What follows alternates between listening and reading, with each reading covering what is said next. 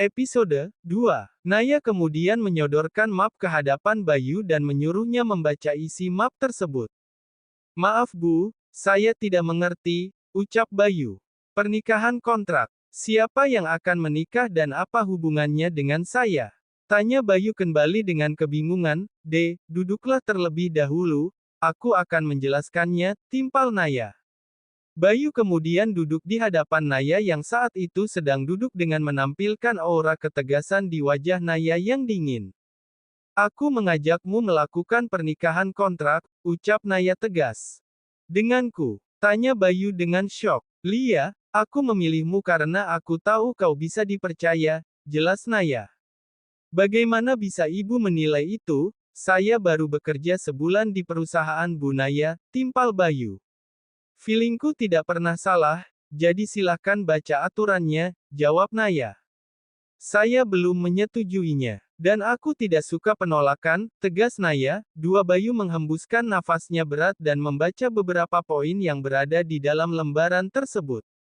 "Batas waktu pernikahan kontrak ditentukan oleh pihak pertama." Tanya Bayu dengan sedikit tidak percaya pada poin tersebut.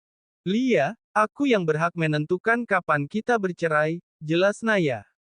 "Tidak boleh menyentuh dan harus mengikuti segala aturan, Lia, karena aku tak suka dibantah."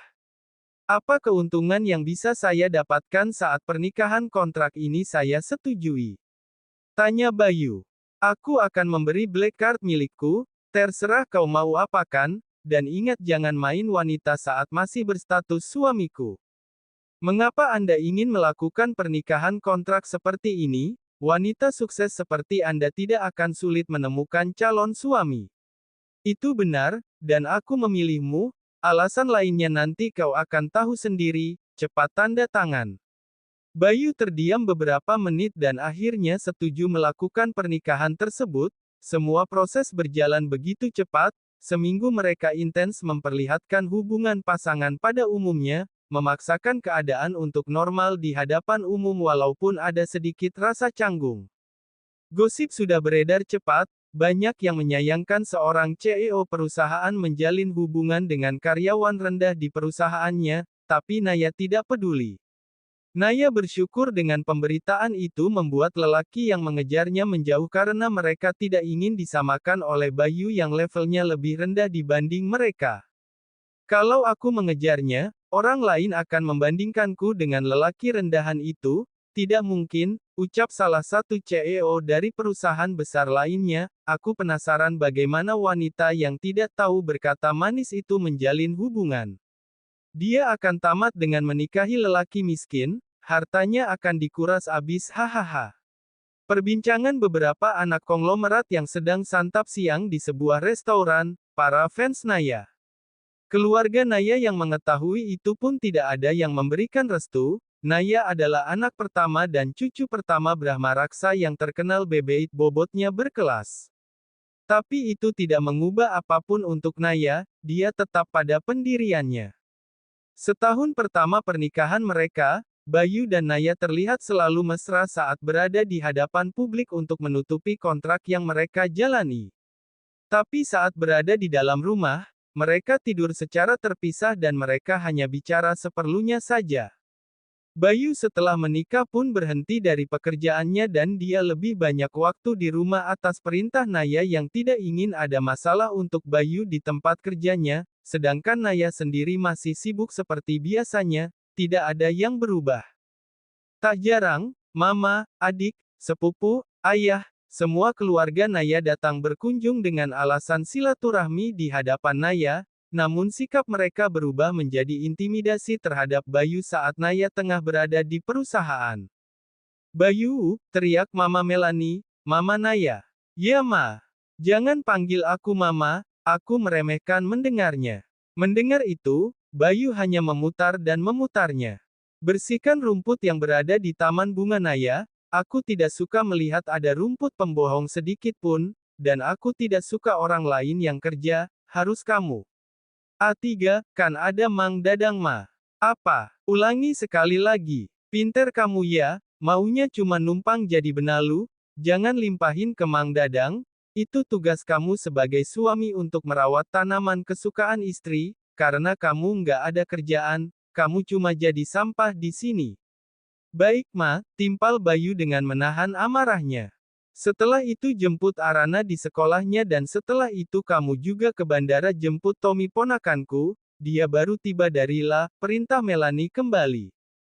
Bayu segera ke taman bunga untuk membersihkan beberapa rumput liar yang sebenarnya tidak akan berefek pada tanaman bunga Naya. Setelah itu Bayu segera ke garasi kemudian melajukan BMW hitam untuk menjemput Arana di sekolahnya. Siswa-siswi tengah tertawa cekikikan di depan sekolah, salah satunya dari mereka adalah Arana bersama teman-temannya. Diam, lihat di sana ada cowok ganteng. Mana? Pandangan Arana pun ikut tertuju pada apa yang dilihat oleh teman-temannya itu. Arana terperangah untuk pertama kalinya Bayu menjemput Arana di sekolahnya. Ganteng apaan? Biasa aja kok, udah ya aku duluan. Biasa aja. Ganteng gitu dibilang biasa aja. Hei kamu mau kemana sih? Mobil jemputan kamu belum datang. Itu jemputan aku, sambil menunjuk arah Bayu. Dia sopir kamu atau, Lia, dia sopir baru di rumahku, sudah dulu ya aku pulang. Arana sangat malu memperkenalkan Bayu sebagai kakak iparnya karena baginya ketenaran karena kekayaan adalah yang nomor satu dari segalanya terlepas dari wajah yang tampan.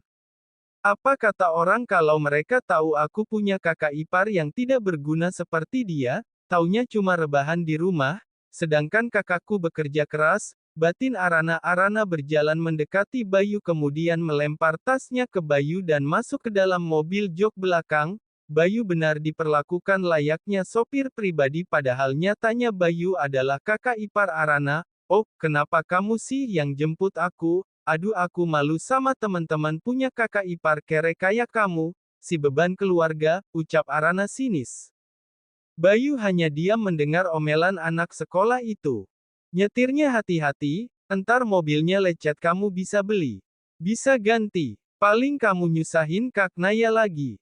Mungkin karena sudah terbiasa mendengar hinaan dari keluarga Naya membuat Bayu menjadi manusia yang bermasa bodoh dan tidak ingin peduli, walaupun sesekali Bayu menahan amarahnya, merasa tidak terima, itu wajar karena dia juga manusia yang memiliki hati, terlepas dia seorang lelaki.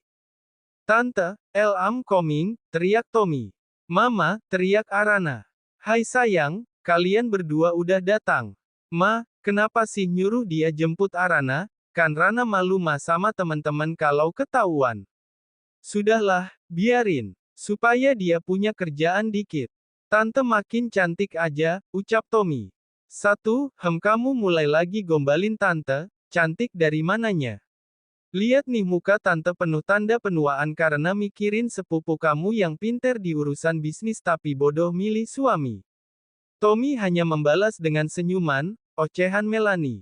Bersambung.